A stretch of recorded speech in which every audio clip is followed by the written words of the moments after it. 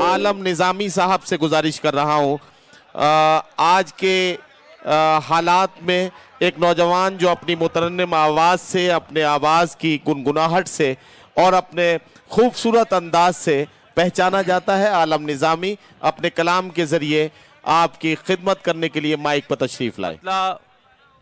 یوں عرض کیا ہے کہ کیا خبر تجھ کو وہ دامن کو چھڑانے والے، کیا خبر تجھ کو وہ دامن کو چھڑانے والے، اور بھی ہیں مجھے سینے سے لگانے والے۔ کیا خبر تجھ کو وہ دامن کو چھڑانے والے، اور بھی ہیں مجھے سینے سے لگانے والے۔ اور خاص طور سے حضرات یہ شعر سماعت فرمائیں کہ اے ہواؤں نہ کہیں ہاتھ جلا لو تم بھی۔ جناب انیس خان صاحب اور میرے مشاعرے کی آبرو نشاد خان صاحب تشریف رکھتے ہیں۔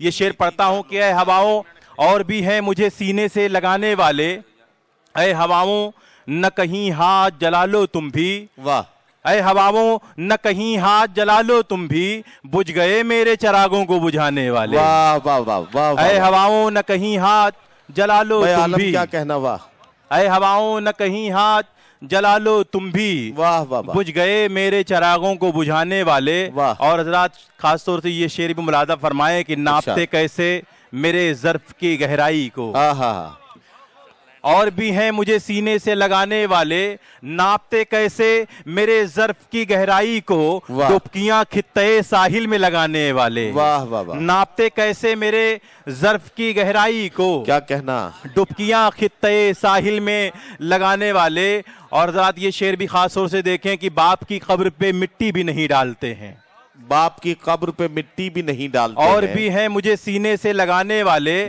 باپ کی قبر پر مٹی بھی نہیں ڈالتے ہیں، پھول نیتاؤں کی قبروں پہ چڑھانے والے۔ واہ واہ واہ، باپ کی قبر پہ مٹی بھی نہیں ڈالتے ہیں، کیا کہنا ہے، پھول نیتاؤں کی قبروں پہ چڑھانے والے۔